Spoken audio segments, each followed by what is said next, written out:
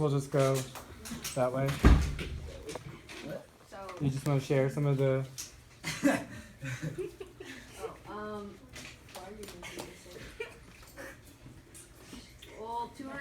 well, $2 million worth of property were lost, basically. That's what we were gonna say. Well, I mean, well, There's plenty of information. yeah, there's a lot of points.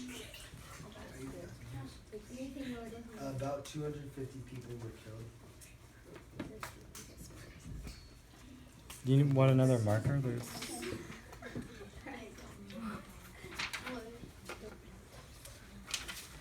Well, that was evolutionist. General Lane followed Concho in Missouri.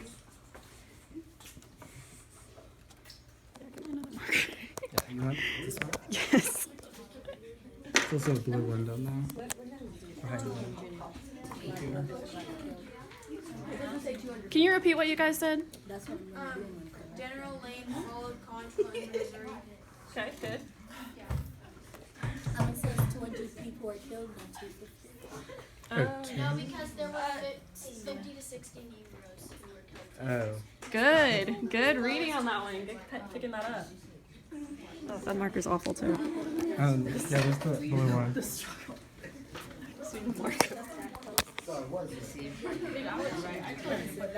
That one works.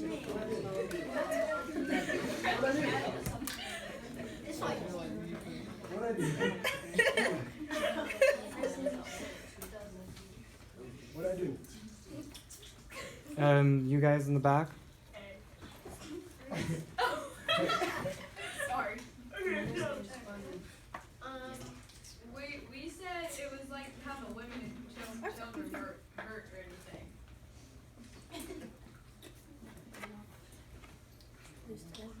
They orphaned 250 people, children. Yeah. They read the different articles. They brutally mangled people who they shot.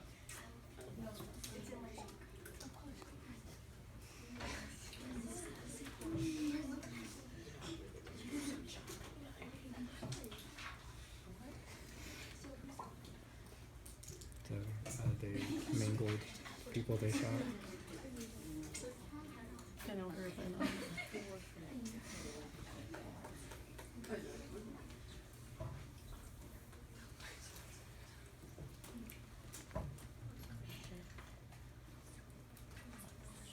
Any other points that you guys want to make before we move on? We have 3 on each side. Only one building on Mass Street didn't get burned out. It didn't get fired. Their boss didn't decide to fire them. They start firing. That's like news.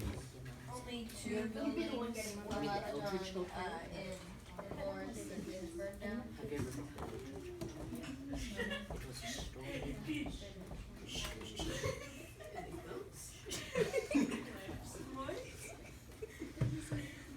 Anything else we want to include? Okay. Go for it. General Collier took refuge in a well. And died. Was that in the article? Yeah, it was. Do you know who?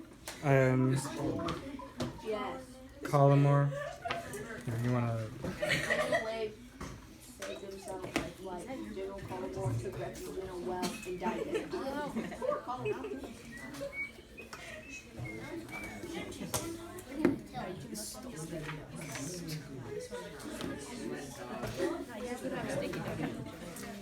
You have another one? They left 30 people critically injured.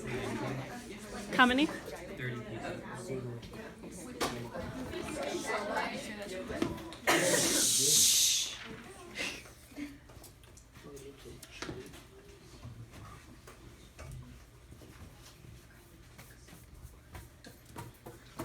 So are there any major differences that you guys noticed between these? I know you only read one, but just by our list.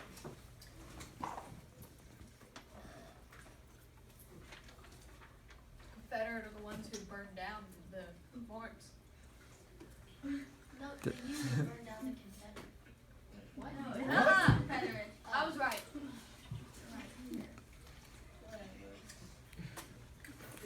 Yeah, it was the Confederacy that burned down Lawrence. On the Confederate side, 250 people were killed, and on the Union side, there were 250 orphans. Yeah, that's a good point. That maybe one side's exaggerating. Especially if you look at the top where it says women and children were not hurt or killed, it would seem odd that you would have 250 orphans. So why do you think that maybe there's that difference? Well, the 250 people could mean like parents of the children, and it's more like a similarity than a difference. I mean, there could have been orphans because probably some parents actually died in fire. Because I think what it means by like most women and children were left unharmed by the people, Confederate or people attacked them. Probably didn't kill any women or children, but they probably some of them burned in fire. Maybe. That's a good point. That's a good Maybe. point. Think about, is that $2 million? Yes, sorry. Yeah, $2 million. I I didn't read about that. Who was think that that? was in the other article. That was in the Confederate article. Oh gosh. Okay. Yeah, that's why we're asking about similarities and because differences. one is from the Confederate perspective and one's from the Union perspective, so you have the anti-slavery, pro-slavery perspectives. Does anybody have any guesses why you think that women and children weren't hurt, but like the men and the African Americans were? Because the men could fight in a war against them, and the Yeah. women and children couldn't. Any other reasons? I'll think of another one. You could vote. Yeah. There you So go. at this time, women could not vote, and so they were targeting men who could vote and also who could fight. Yeah, the war, that's a 'cause good point. This was 1863, so the Civil War was still going on. So, but it was a big part was that they wanted to target eligible voters. Because, yeah, we were talking about the popular sovereignty and the Kansas-Nebraska Act. So this was all depending on voting. It wasn't, like, set in stone. So that's why they were trying to make as much of an impact as possible. Any other observations? I don't know if anybody's already said this, but on the Confederate side, 250 people were killed, and on the Union, only 30 people were injured. Yeah. Did they talk about injury in the the Confederate? Union, and I think they had the death toll. Yeah, it says it says Union 30 people injured, and then Confederate 250 people killed. Yeah, and the Union article it says 143 were left dead in the streets and about 30 desperately wounded. Yes. So on the, I guess we can add it to the Union note. It said only 143 people died.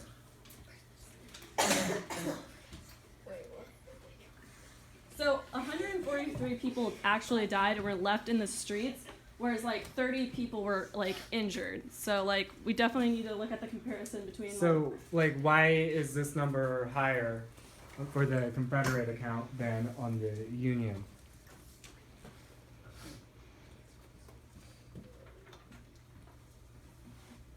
Because the Union had horses and they actually had guns and more protection and everything. Kinda. I would think of it more as like the Confederates were like, they were the ones attacking. So they wanted to think that they killed as many people as possible so they could go back to their state and be like, look how many people we killed. Whereas like the Union was going to be more accurate and be like, hey, this is how many actually died. Yeah, the Union also were there afterwards. The Confederacy would have left. They would just have had an estimation based on.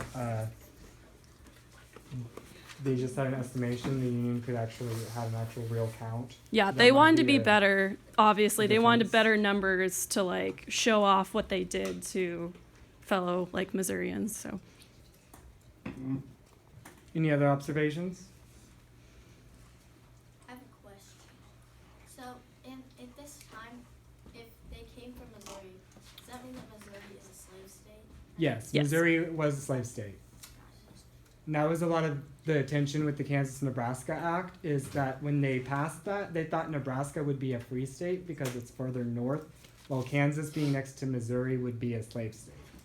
So they were expecting to have a free state and a slave state, and they did not really expect all of this. So,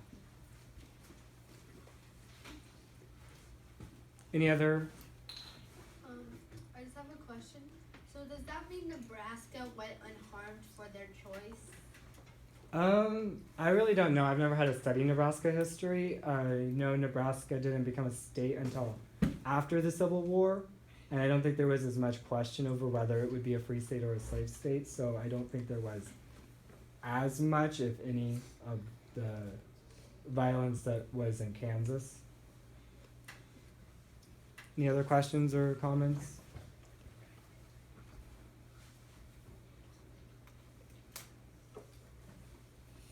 Okay, so how do you think that this fits in with the Civil War and the national level? Like, how do you think that Quantrell's raid relates to the Civil War? It's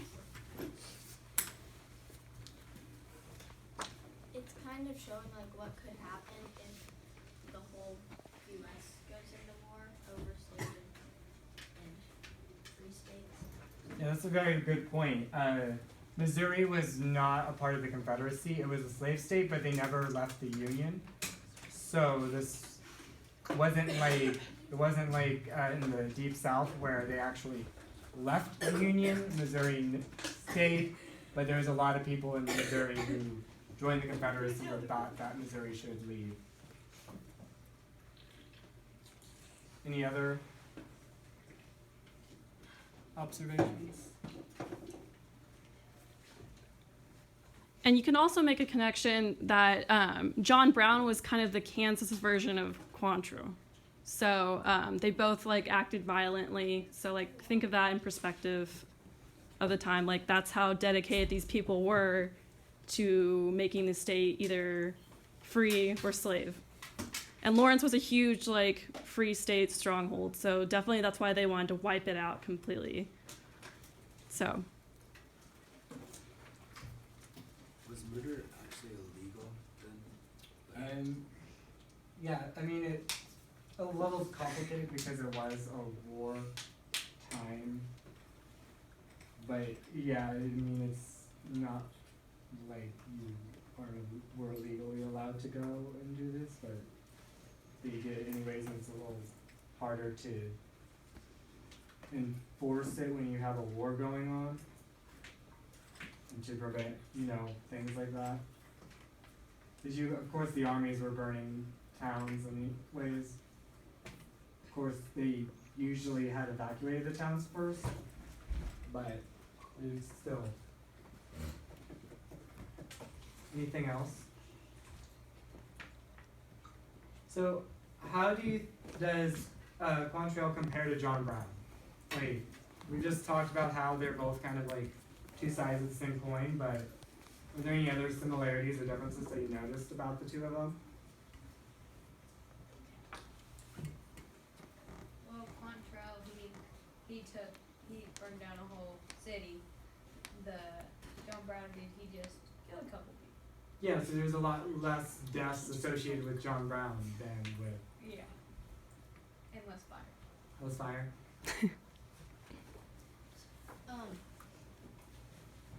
They were both leaders of like different groups.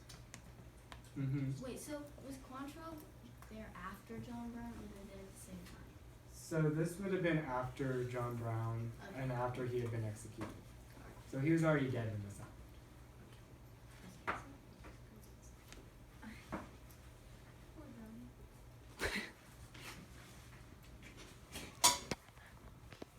Any other comments?